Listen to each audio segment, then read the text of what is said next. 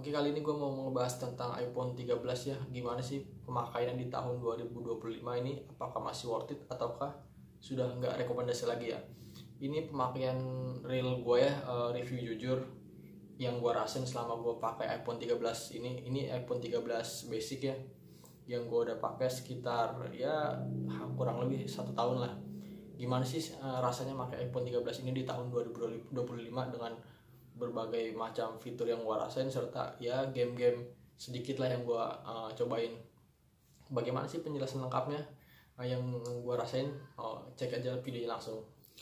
Oke, ini dia iPhone 13 yang gua pakai kurang lebih selama 1 tahun. Jadi gimana sih rasanya pakai iPhone 13 ini di tahun 2025? Menurut gue pribadi ya, ini review jujur aja. Jadi untuk pemakaian di tahun 2025 iPhone 13 ini masih rekomendasi. Jadi untuk kalian yang memang ingin beralih ke iPhone ataupun punya budgetnya minim untuk mau beli iPhone, ya rekomendasinya ini sih menurut gue iPhone 13. Karena iPhone 13 ini untuk harga barunya masih sekitaran 8 jutaan ya di iBox maupun di Marketplace. Untuk iPhone 13 ini tentunya banyak fitur-fitur yang bisa kalian dapatin ya, selain misalkan kayak kamera yang lumayan bagus itu kan, kemudian untuk fitur-fitur lainnya juga banyak. Jadi untuk pemakaian gua hari-hari sih masih enak-enak aja ya di iPhone 13 ini. Misal kayak untuk media sosial ataupun untuk komunikasi gitu kan. Kemudian untuk game tipis-tipis ya menurut gua masih wajar lah ya, masih enak-enak aja. Di sini yang game gue punya itu kayak Mobile Legend ya. Mobile Legend itu gue pakai untuk pemakaian grafik-grafik standar ya masih enak-enak aja gitu kan. Cuma ya gitu, kelemahan iPhone pasti ya di baterai lah semua, hampir semua gitu kan. Untuk pemakaian lama kalau misalkan main game itu pasti cenderung panas, kemudian baterainya jadi lebih boros. Tapi overall untuk main game sih enak gitu ya, lancar-lancar aja. Terus untuk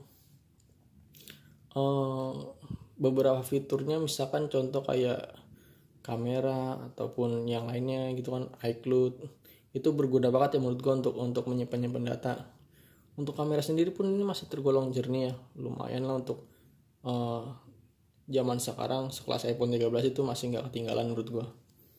Kemudian untuk iOS ini gue baru kemarin itu update ke iOS terbaru yang itu iOS 26 titik berapa gitu kan.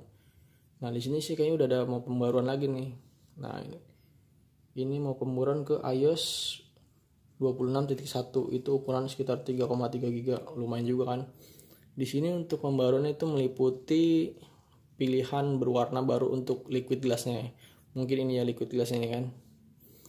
Nah untuk pembaruan ini di infonya sih masih panjang ya untuk iPhone 13 ini, jadi dia masih dapat updatean sampai beberapa tahun ke depan. Jadi jangan khawatir bagi kalian yang baru pengen punya iPhone ataupun yang sudah pakai iPhone 13 ini. Untuk fiturnya sih banyak yang kepake untuk hari-hari menurut gue. Kemudian untuk apa lagi nih, banyak penyimpanan juga untuk tahun 2025 dia ini kan ada di pilihan 128 ya. Itu pilihan paling kecilnya. Nah menurut gue untuk 128 itu ya kalau kalian cuma kayak nyimpen foto-foto atau video serta file-file standar sih masih ini ya, masih lumayan lega ya. Apalagi misalkan kalian nanti kan ada iCloud juga. iCloud itu bisa berlangganan, misalkan ada yang 50.000 1 bulan itu sekitar 1 tera yang didapat gitu kan. Itu kan jadi lumayan banget gitu kan, walaupun memang kita bayar per bulan ya, cuman untuk mengamankan data kita ya lumayan. Paling itu sih yang gue pengen jelasin di video ini. Jadi buat kalian yang emang pengen beralih ke iPhone dari Android, ya rekomendasi untuk yang budget yang gak terlalu banyak ya ini sih iPhone 13. Atau kalian yang memang sudah pakai iPhone dari 11 mau upgrade ke 13, ini masih worth it ya untuk tahun 2025 ini. Paling itu aja sih videonya dari gue. Kalau misalkan ada info yang lainnya nanti akan gue share di video berikutnya ya. See you.